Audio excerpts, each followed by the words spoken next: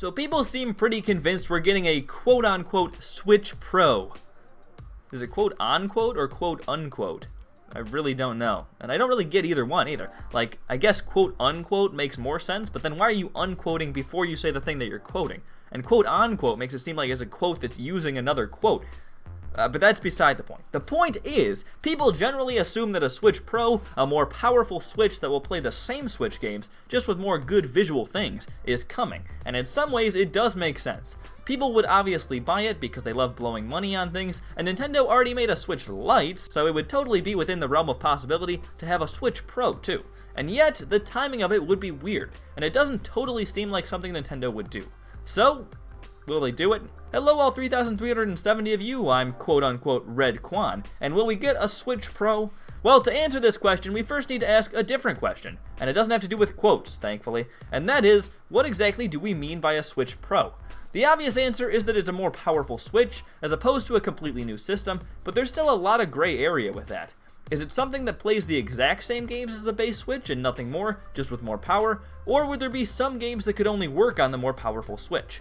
Or would this new Switch actually just be the next generation Switch, with the ability to play old Switch games, and with similar hardware? In that situation, it could potentially have games for the new Switch available on the old Switch for a while. There are a lot of different things that you could take as a Switch Pro, and some seem more likely than others. Like, first off, I think pulling an Xbox and just making the Switch a continuous platform where all the games can be played, but eventually games only work on the newer hardware, seems really far-fetched. I've heard people say that that would actually be a good way to go because they don't really see anything wrong with the concept of the Switch, and it would make sense to just keep going with that. And while the Switch concept is admittedly pretty good, that doesn't change the fact that this route isn't the best business move. It just doesn't create the need or excitement for a new system, which I think is especially huge for a company like Nintendo that has wildly different levels of success, largely based on the excitement they can generate for things. And Xbox seems to be going this path to try to build loyalty and a good reputation with its customers, more than because it's actually the best way to make money right now. And I don't think that type of thing would make sense for Nintendo, who already has that stuff, generally. They're trying to get rid of it, but that's not really the point. And I don't think that the next step down makes all that much sense either. If it was still a current generation Switch, but with more power and the ability to play some extra games, then people with base Switches probably wouldn't be too happy about cutting them off mid-generation. And I highly doubt Nintendo would choose to make games that only Switch Pro people could play, because that would mean fewer sales and isolating old Switch owners. And on top of that, I don't think many third parties would want to do that either for the same fewer sales reason. And if that's the case, it probably makes more sense to just not make people mad at all by having 1 or 2 games show up on the thing, and just say that every game on the Switch Pro can be played on the normal Switch. That's probably the only option that makes sense for the Switch Pro, but even that option has some flaws. Like, first off, who's gonna buy the thing?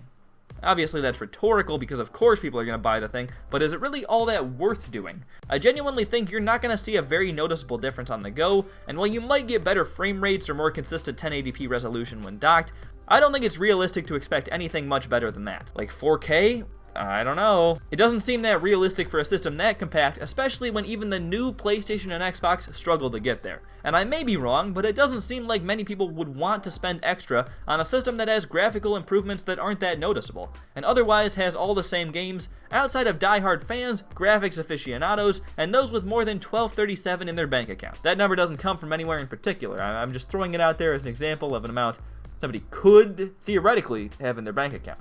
You see, it's an example. Like I said, I'm sure some people would buy it, and I don't think it'd be a colossal failure or anything, but I also don't think it'd be super successful either. I can't imagine most people would see all that much of an improvement for the cost, and I don't think most people who want to play games on Nintendo systems care all that much about having the best looking games anyway.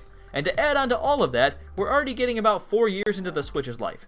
The earliest they would probably release something like that would be at the end of the year, and at that point they're closing in on 5 years of the Switch. Now Nintendo could theoretically put out the Switch Pro and keep chugging along with the Switch for another 4 years, but that doesn't really make much sense either. I already said I don't think it's a good idea to go the Xbox route, so this legitimately would be like an 8 to 9 year console generation, which would be way longer than Nintendo has ever done. It's one thing to let your successful system stay around a while longer, and another to drag it out that far. If you do that, you risk people getting bored with the Switch and playing it less, especially because the other consoles will probably be hitting their strides by that point, and the Switch will start to look a lot less appealing in comparison than these newer systems with a 1 to 2 generation jump graphically from the Switch. And Nintendo thrives off of hardware sales and getting their fans excited for that, so it doesn't seem like it'd be in their best interest to wait that long between mandatory upgrades, which seems like the only reasonable option this late in the Switch's life. And because of that, I don't think a Switch Pro is very likely to happen.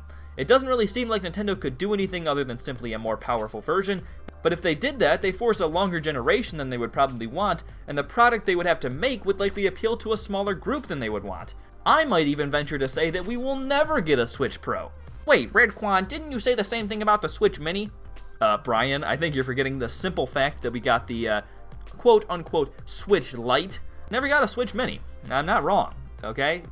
I'm still right. Well, I'm Redkwan. Do you think we're going to be getting a Switch Pro? Do you think it makes sense to do? Would you buy one? I apologize for not making more jokes, but like, you gotta understand that talking about possible graphics upgrades isn't exactly comedy gold. I didn't have much to work with. Like, I could make jokes like, does the PlayStation 5 or Xbox Series X have a sore stomach after jumping into a pool? Well, the Xbox Series X, of course, because it has 12 terabelly flops as compared to the PS5's 10.28 terabelly flops. But I think I did the world a favor in hindsight. Anyways, I'm Redkwan, thank you all for watching, and I'll hopefully see you all later. Goodbye.